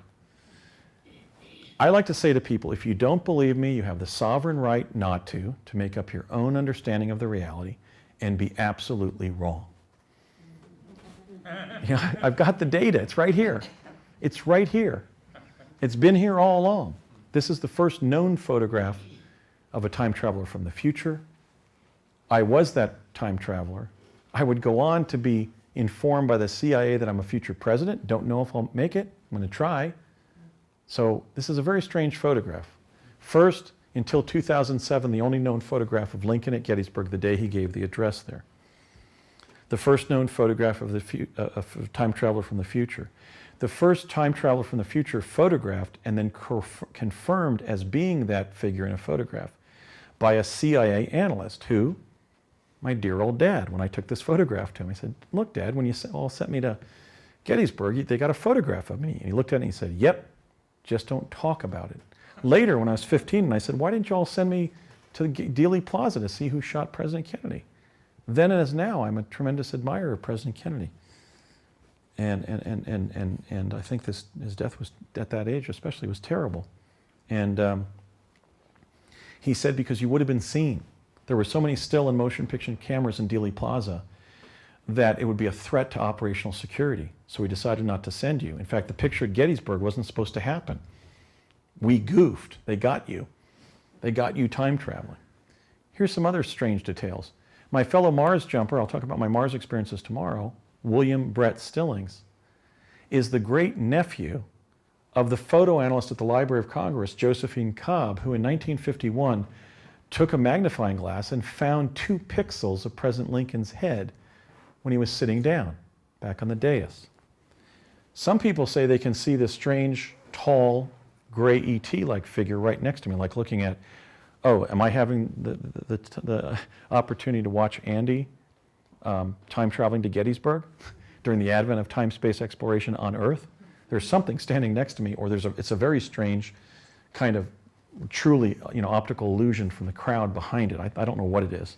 It could be some kind of multi-dimensional being, but I'm undecided as to whether it is. But there's a couple of other strange coincidences here. What I'm holding in my hand here is a rolled up piece of paper that my father gave me in the event that I needed aid and assistance in the field. It was a letter to Navy Secretary Gideon Welles. Well, as you can see in the attitude I'm in before disappearing from view, because I am disappearing in this photograph, I'm still holding the cylinder, meaning I never used the letter of assistance. But 149 years later, I think it was 149, when I was lecturing in the Hawaiian Islands, I ran out of money and I just got online. I thought, God, maybe I can set up some more lectures with one of my Facebook friends. I contacted the first Hawaiian-based Facebook friend I could find, the wonderful Janet Kira Lesson. She put me up at her home. She and her wonderful husband, Dr. Sasha, or Alexander Sasha Lesson, set me up in their home on Maui, north of Wailuku, and then Janet organized a 2-week tour of Maui. I just toured with Joan Ocean over in Kona. And she bailed me out, and I got home. I got back to the mainland based on my earnings as a lecturer. And it wasn't until I was lecturing on Maui under her auspices that she said, Andy, wait a minute, stop. I said, what is it, Janet? Okay, you were holding a letter to get aid and assistance in the field from Navy Secretary Gideon Welles, correct? And I said, yes. And she said, and when you needed aid and assistance then, well, you didn't need any then, but you recently needed aid and assistance in the field, correct? I said, yeah, you put me up in your house, you organized a lecture, we split the take, you know, I was able to buy an airline ticket to get back to Los Angeles, go back to Washington State and resume my law practice. You saved me. It was the only time in my life somebody saved my bacon in the field, right? She said, well, I have to tell you something, Andy, and everybody here. I am a direct lineal descendant of Gideon Welles, the Navy Secretary for Abraham Lincoln. So this is a quantum photograph of the strangest nature. Here I did get aid and assistance in the field from the household or family or dynasty, as it were, of Gideon Welles, Lincoln's Navy Secretary, but it was like his great-great-great-granddaughter, Janet Carroll Lesson. And there's other coincidences. So this picture continues to yield bizarre synchronicities that mean something. The jump room was simply a room, an elevator, that morphed from a box and a cylinder and opened up somewhere else. We have no idea how it was operating, and we will cover it tomorrow in the Mars lecture. So those are the 8. Now, I spent years... I just want to let you know it's 8:45, so make sure there's some time for questions. Oh, okay. I'll just go through a couple more issues then. First of all, I had difficulty sort of parsing the time, and I finally realized we had been doing things in summer of 1970 in real time, in summer of 1971, and then we went back to New Jersey at the beginning of the summer and experienced a second summer of 71. We then progressed through fall of 71 and time traveled to summer of 73, and then back to the beginning of the fall of 71. And we then progressed through summer of 72, lived it in New Mexico, and then went back to the beginning of the summer and lived a second summer of 72. So I had about an extra year of experience during these 4 years. That's why when I went to White Rock with Jesse Ventura on conspiracy theory, you may recall that the woman who owned that house that my dad and I summer sublet was absolutely confused when I explained, yes, I lived in your house in the summer of 73 and then in the summer of 72.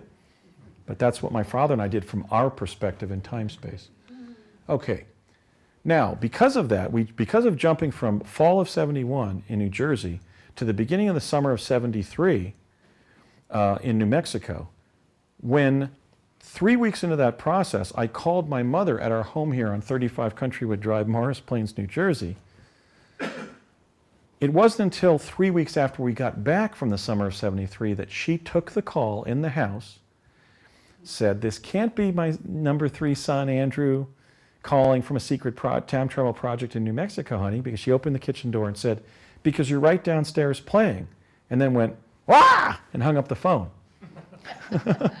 She was talking to me on the phone from 1973 in New Mexico while watching me play by myself silently down in the rec room. Okay, now how did that happen? Because we dropped the house in 1973.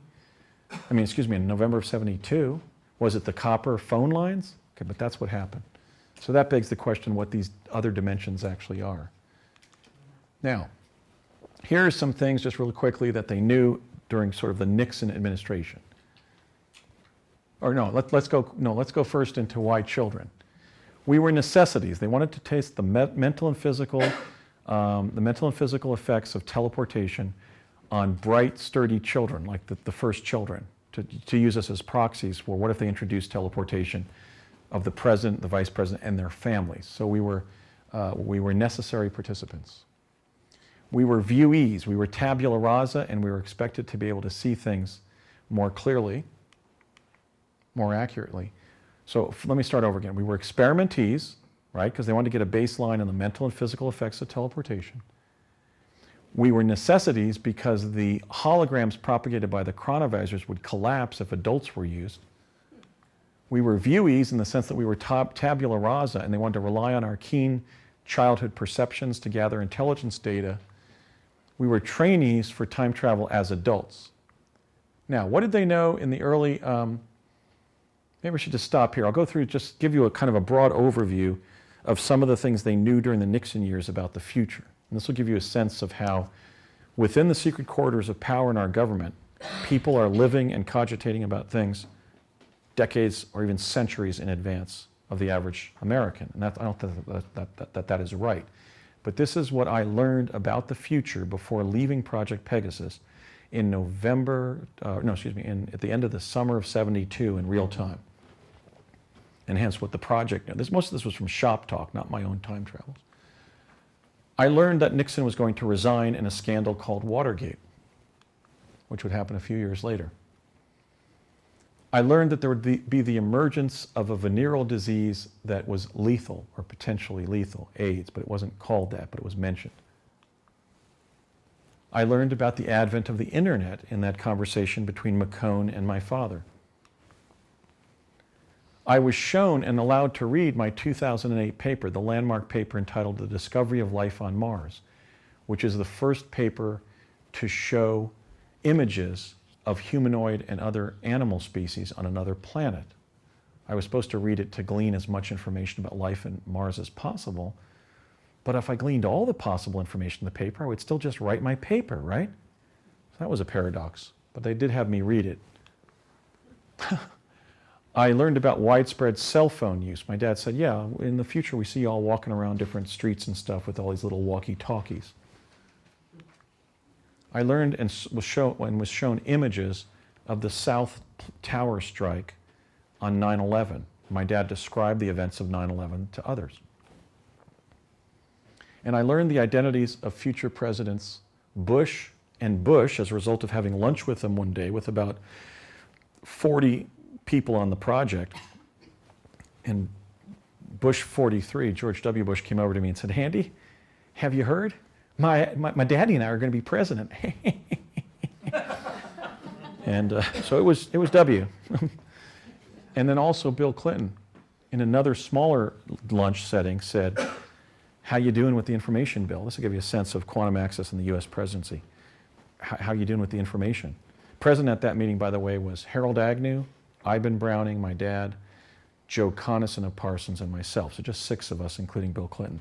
A young Bill Clinton, like Georgetown age Clinton, you know, looking a little bit older than a high school student, comes over and sits down last. And they say, well, how you doing with the information, Bill? And he goes, well, I know you're all attached to the atomic research community, and I know you're always, as such, you're always doing amazing things like building more destructive nuclear weapons and whatnot, but sometimes I have to get up in the morning and pinch myself, and I say, me? Bill Clinton, President of the United States? Well, fellas, that dog don't hunt.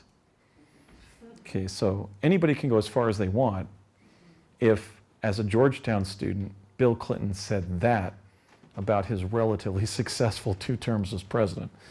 I mean, notwithstanding the Monica Lewinsky scandal and other defects of his presidency, Bill Clinton was a successful president. He was the only one in the 20th century to leave office with a surplus, and our country relatively prosperous and at peace.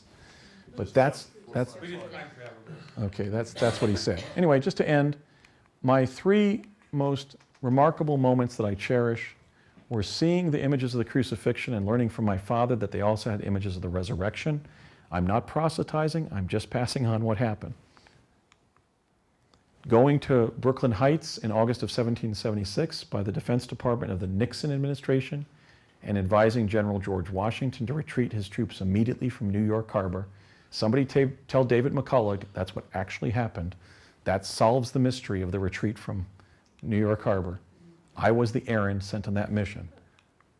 As Washington had long described as his meeting with angels during the Revolutionary War. No, he met with me and some of my young peers on Project Pegasus. We told him that if he didn't retreat his troops immediately from New York Harbor, he would win the war, he would lose the war, but that if he did, he would win the war. It would end up in the founding of the greatest nation in the history of Earth. He would be known as the father of his country and an important first president, because of course there were all the ones under the articles before him, and that its capital city would be named Washington in his honor. And when I showed him a hologram on a piece of paper, he got up and said, I shall order the retreat immediately. Okay, so meeting Washington as he appeared in life, very unlike he's been described. He's a pretty normal-sized guy, very kind of professorial looking actually, was quite an honor. And then having a discussion about my teleportation experiences with my favorite singer, Jim Morrison, in a bar in Albuquerque, was also kind of a great historical treat for me. So ending on that note, I would just like to say that there were a lot of synchronicities like that during my experiences, like meeting, my favorite singer from the Doors at a bar, and him being the only person on earth, Jim Morrison, to by questioning me, learn that I was time traveling for the government. And I'm reminded of the phrase that the Colombian novelist and Nobel laureate Gabriel Garcia Marquez said in regard to his book, 100 Years of Solitude, which is, I'm not making up things with which to imbue ordinary life with metaphysical profundity. Ordinary life is full of metaphysical profundity. So, and we also think of the idea of the contemporary physicists, that the world is not really a machine, but an idea, not a noun, but a verb. And so in closing tonight, I would just like to remind you of that fact, that we're not bound by the limits of time-space. We're not bound by what we believe is the limits to our own consciousness or our own creativity or accomplishment.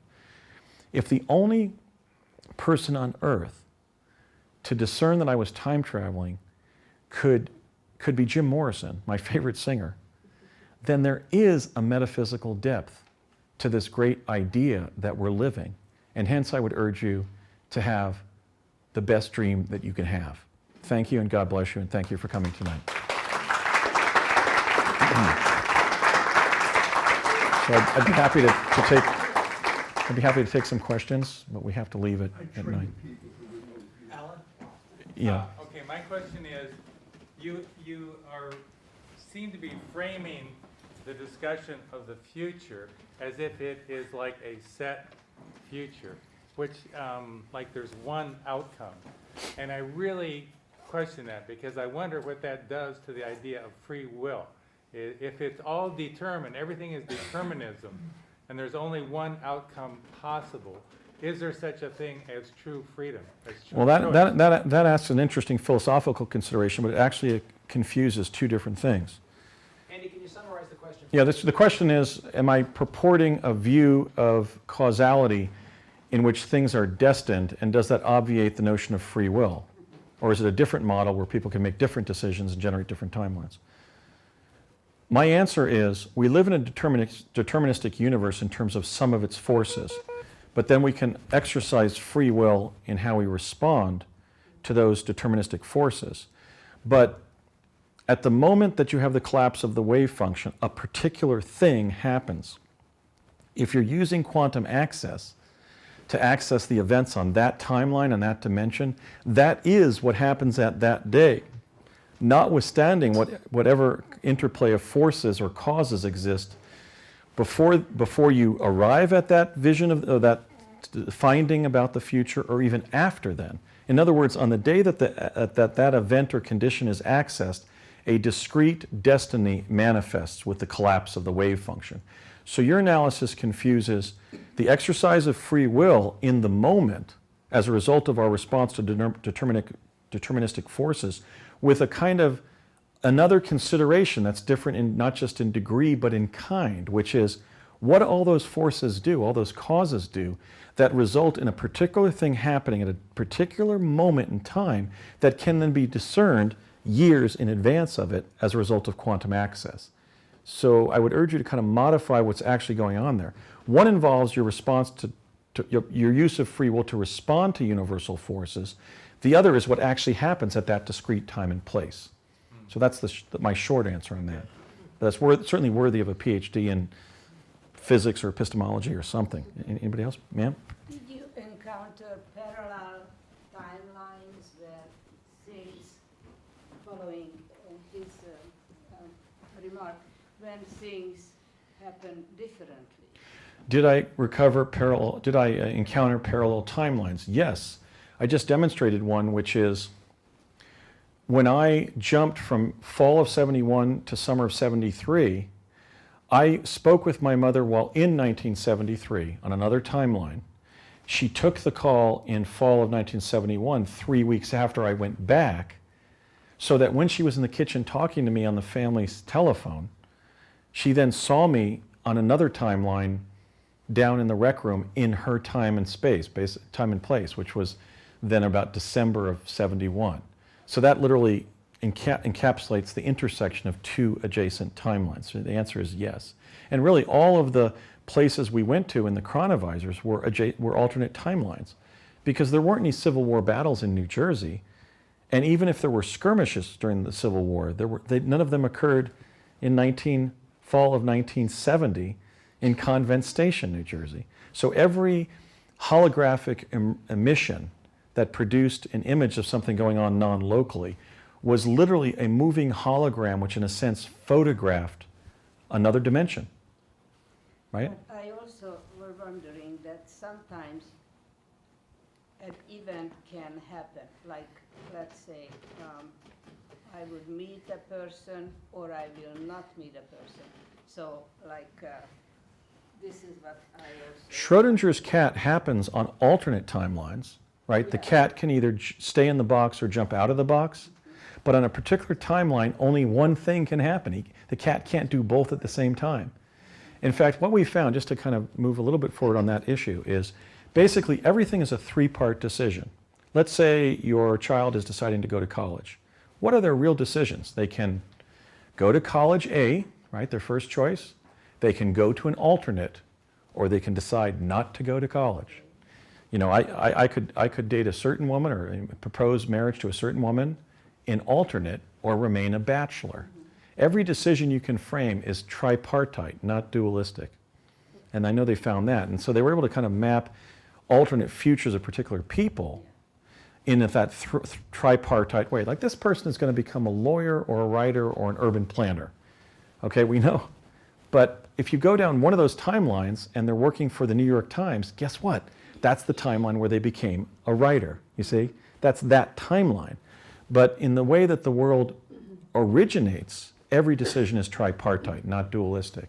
And that is kind of I think that's the meaning of like Hermes Trismegistus, the Trinity, and just the whole sort of triune nature of reality actually relates back to that internal engine, that you can either do something, it's alternate, or nothing. Yeah. Right here? Is consciousness part of the technology of the teleportation? No. The teleportation was strictly practical and physical, but consciousness was part of the Montauk chair experience. It was certainly sort of part of the chronovisor experiences, because in the same way that your preconceptions govern your perceptions when you're experiencing any quantum reality, that was certainly going on. In fact, one of the reasons they wanted to not mind control us, but actually potentiate us as the least mind controlled children, was the fact that they wanted us to have the best possible instincts, like to determine whether we should smile at somebody or run from them, right? You see? In other words, they wanted the best possible perception so they would get the deepest, most accurate possible time travel from those who they were training to do these time travels. Okay, so we were really being counted on to really have good instincts and perceptions. And so, yeah, we were using everything they could train us, our intuition, our sensing ability. I mean, I was even trained to do things like recognize what somebody's ethnicity was based on their facial shape. I mean, I once went up to a girl at UC San Diego with one of my cousins who was investigating my experiences and said, "You're part French, right?" And she said, "Yes, my mother's French." Because we had been trained how to read ethnicities from faces. Okay, so things like that, just very obscure things, and all kinds of survival problems. I used to sit, and, you'd have the survival problem, like you're stranded on the moon and your pistol becomes a propellant, those problems. I had thousands of hours of those, so there was all kinds of training like that. But at the end of the day, they wanted us to really almost like meld our consciousness with what we were interacting with in the chronovisors and other forms of time travel, but then bring it back and be able to kind of parse everything that had happened accurately. So it was pretty exhausting service. I mean, I was usually spent after even like 15 minutes to 60 minutes in the field. It's very, very arduous service, and usually safe, but sometimes scary as all get out. Is that one right there, please? Right here? Where did you find the picture of the little boy at Gettysburg? I initially found it in a popular magazine, either Life or National Geographic, in a stack of old magazines that had been donated to my family by the Cunningham family across the street at Countrywood Drive in Morris Plains, New Jersey. And I found myself in the Gettysburg picture, and I took it to my dad and said, "Look, Dad, you got a picture of me when you sent me to Gettysburg. They got a picture of me when you all sent me to Gettysburg." And he looked at it kind of judiciously, kind of pursed his lips and said, "Yep, but don't talk about it." And then when I was 15, we talked about why they didn't want to send me to Dealey Plaza, because I would be seen. So that was what was known as a threat to operational security. One of the time travelers was photographed in the past. Now the question becomes, and this really goes to the whole issue again of predestination. When I left spring of 1972 in East Hanover, New Jersey, to go back to November 19th, 1863 in Gettysburg, did the photograph of me, did my presence in that Josephine Cobb image already exist? Or did I then place it there in every copy of that image on Earth when I went back to 1972? Who thinks it existed before I even left for Gettysburg? Okay, who thinks it was put there by going back to Gettysburg? Well, the original group has it. I don't think we got much buy-in on the second possibility. Actually, because I was there from the perspective of 1863, this boy appeared there and got into the photograph. I was always in the photograph. All I had to do by going back in 1972 to 1863 was close the loop of causation. I had to close the loop of causality that created my presence in the picture. But because I was there from the perspective of 1863, when I was born in 1961, 10 years before I went back to Gettysburg in 1972, every copy of that photograph on Earth already showed me there. That's why I've been using the phrase that you can't go back to change the past, but you can go back to have an effect or no effect. But if you do have an effect, it just fulfills the effect that you've already done, that has already embedded in the time-space continuum as an event from the perspective of the future you're coming from. But then change the future beyond? you can't change the future beyond. Look, every time you send a time traveler to go to a time before an event to change that event, the event happened with them present and it didn't change anything, you see? So we can't use time travel to change an event, but we can use time travel to provide the retrocausal cause of a known event. So in a sense, when I went back to Gettysburg and was photographed, from the perspective of 1863, I had always done so. From the perspective of 1972, I had to do so. But I couldn't go back and not be captured in the Josephine Cobb image. Why? Because when I was there in 1863, I was captured in the Josephine Cobb image. At the end of the day, when you have the collapse of the wave function, the present, which then becomes the past, as a deeply fixed and embedded element, embedded as a fixed element in the time-space continuum, can only have one outcome. So I discuss this with bereaved people every week at least. You cannot use time travel to go back and save a loved one, tell a loved one to take a different medicine, or change some troubling past event, because let's just assume, arguendo, we now did. I took you to DARPA and they sent you. Well, you were there when the person died, right? You were there because we sent you now back to the time you wanted to get to change the past event, and it didn't work. Because now in the future, from the perspective of the future, you can see that the intervention failed.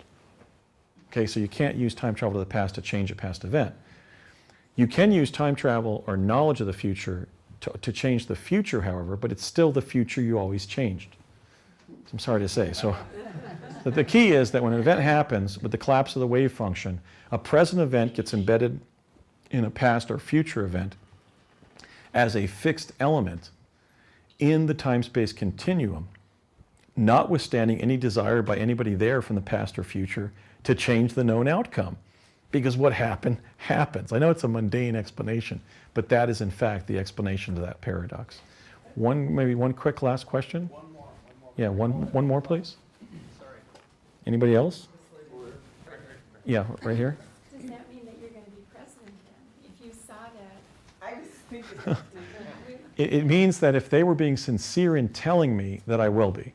But see, you never know the truth of what people are telling you. And I saw images of myself serving as president when we were going down to Sandia in summer of '71, but I don't know if those were from my timeline. I didn't have control of the technology.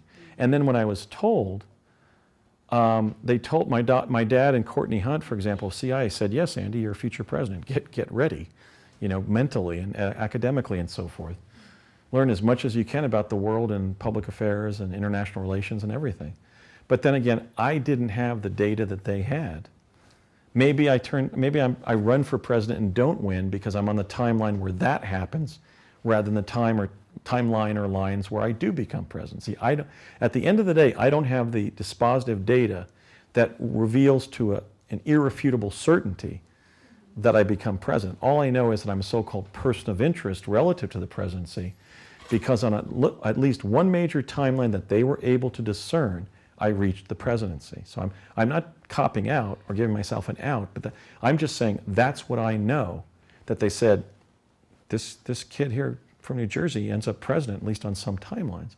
But for example, they may have told my dad that before the Mars training in summer of '80, because somebody who does reach the White House on our timeline was in my training class, Barry Soetoro, who then became the 44th American president, Barack Obama, utilizing basically a stage name from his mom's former classmate, Barack Obama, in the manner of a Pan-African professional name like Malcolm X. Okay, so I'm getting off track here, but I'm saying that I really don't know. All I know is that I've got a shot at it. Right now, again, I'm having difficulty with my eyes. I recently had some health problems with my pulmonary function. So if I get fully healthy and recover really good vision, I'm going to take a hard charge at it.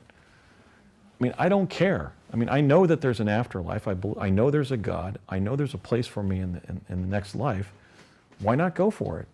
Let's recatalyze this great American civilization. Let's go for it and create utopia rather than different versions of dystopia. So thanks you for coming, and I appreciate your support if you'd like to vote for me. Thank you.